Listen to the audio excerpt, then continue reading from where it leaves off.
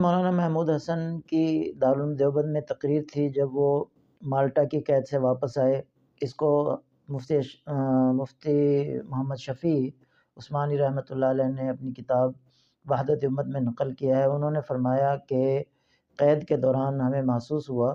کہ مسلمانوں کے زوال کی دو ہی وجہ ہیں، ایک قرآن سے دوری اور دوسرا امت کا اتحاد۔ اب یہ جو قرآن سے دوری ہے اس کو مختلف لوگوں نے اپنے اس پہ محمول کیا ہے۔ پچھلے دنوں پروفیسر امجد علی شاکر صاحب نے ایک ویڈیو ریکارڈ کروائی اور اس کے اندر انہوں نے یہ کہا کہ حضرت نے جو حواشی لکھے ہیں ترجمے کے، اس کے اندر بھی انہوں نے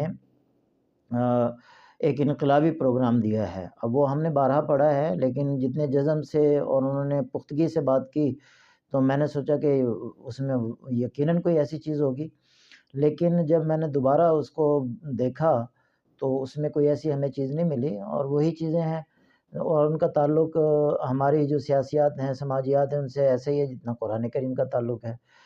تو اس میں بھی کچھ نہیں ملا۔ ہمارے دینی مدارس کے جو لوگ ہیں وہ بھی اس کو لیتے ہیں اور پھر اس کی تعبیر یہ کرتے ہیں کہ مدارس بنائیں، قرآن کریم کی تعلیم عام ہونی چاہیے اور جو فنون ہے وہ پڑھائے جانے چاہیے۔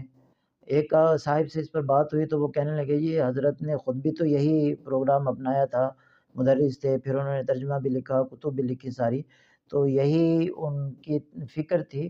کہ قرآن کریم کو زیادہ سے زیادہ پڑھا اور پڑھایا جائے۔ حالانکہ جو ان کا بیان تھا اس میں یہ کہا تھا کہ قرآن سے دوری ہے۔ اب اس کے جو علوم و فنون ہیں ان کا یہ نہیں تھا کہ ہم اسی پر اکتفا کر کے بیٹھ جائیں،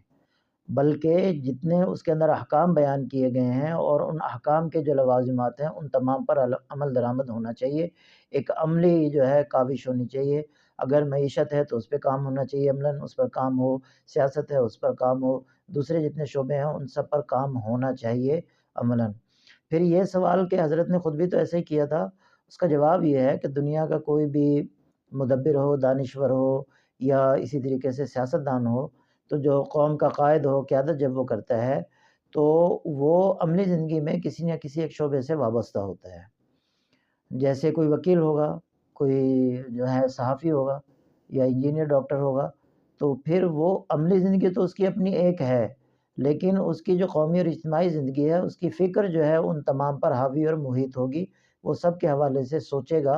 اور ان کی وہ تدبیر اختیار کرے گا، اس کی ترغیب بھی دے گا اور لوگوں میں اس کا شعور بھی اجاگر کرے گا۔ لہٰذا میرے نزدیک